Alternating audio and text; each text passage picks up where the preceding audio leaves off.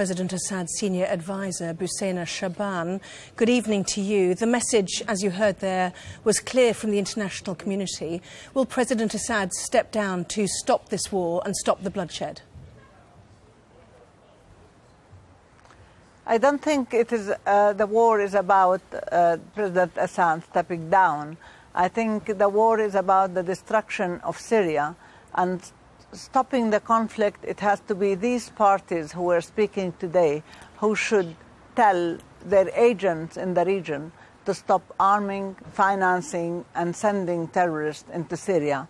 What John Kerry and William Hague said today is a typically colonial attitude. Is this democracy? To ask the president of another country to step down? Are they representative of the Syrian people? Or they should put a mechanism for a political process where the Syrian people decide their future. I was amazed to hear them speak in this language and in this way.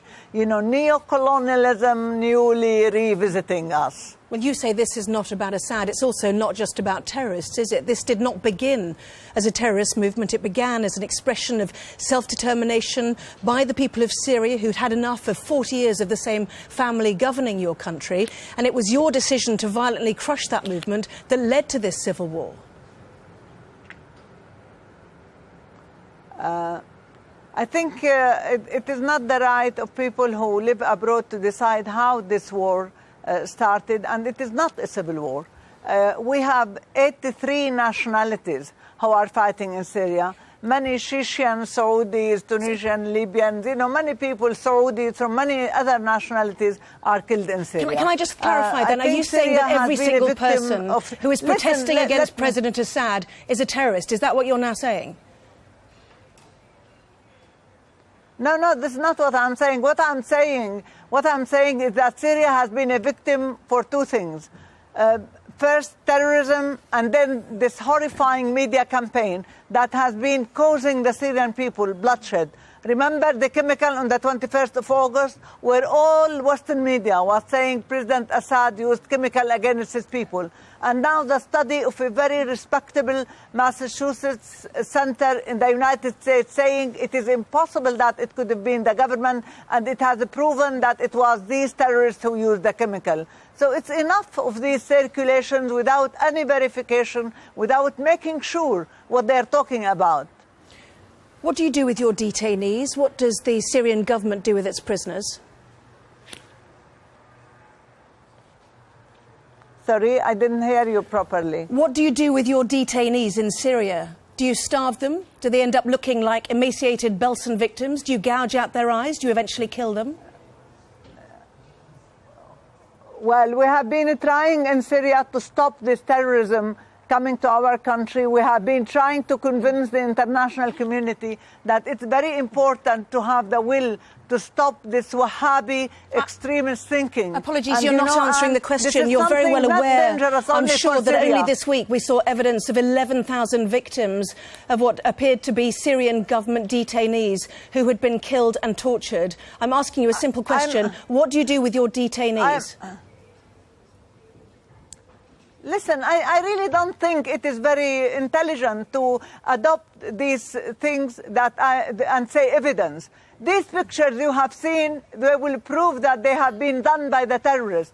You have to be in Syria to see what is happening. You can't just take all these lies that are fabricated by people who are targeting Syria, targeting our identity, targeting Christians in Syria, targeting Muslims, targeting women, children. I think it is absolutely, obligatory in the Western world to stop and think and deal with Syria as they deal with their own countries, with respect, with trying at least to know the truth before you utter. At least your colleagues were saying alleged pictures, alleged, and you said this is the evidence that the Syrian government has been killing its people. How do you know? I have been living in Syria for the last 3 years. I know what's happening to women. Well, have you been living in Aleppo and places that have been bombed by the Syrian government? I'm intrigued to find out exactly where you would find 11,000 victims to fabricate this evidence outside of Syria. But let's return to the talks in Montreux and on to Geneva, Will you meet face-to-face members of the Syrian opposition to try to come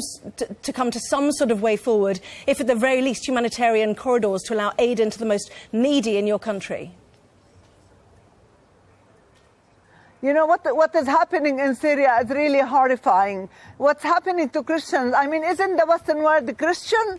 Don't you care about Christian, about the language of Christ, about 11 nuns being kidnapped, about thousands of women being raped, about thousands of people being killed? Why don't you see what's happening in Syria before announcing what's happening in Syria, and are you before prepared to asking meet then the system in Syria to do something? So are you prepared to meet the Syrian opposition face to face on Friday? Will you give that commitment this evening? You know the Syrian opposition? I know them. This does not represent a fraction of the genuine national Syrian opposition. These people have been out of Syria for 30 years. They don't know what's happening in Syria. They have no family in Syria. They have nobody in Syria. Is that a no? Yet, will you not be meeting them face to face? Listen, Anne. Let me finish. But because we care about our country, we are coming to try in the hope that an international will care about what's happening in our country and would stop this. We will sit through the UN. We will talk. But the one thing that will save Syria is for every Syrian to put Syria and the people of Syria above everything else, not to be paid by foreign agents and ask for a military strike against their own country. This is a treason in every dictionary in the world. I think everyone would like to see the Syrian people put at the forefront of this argument. But Busaina Shaban, President Assad's senior advisor, joining us there from Montreux. Thank you. Thank you.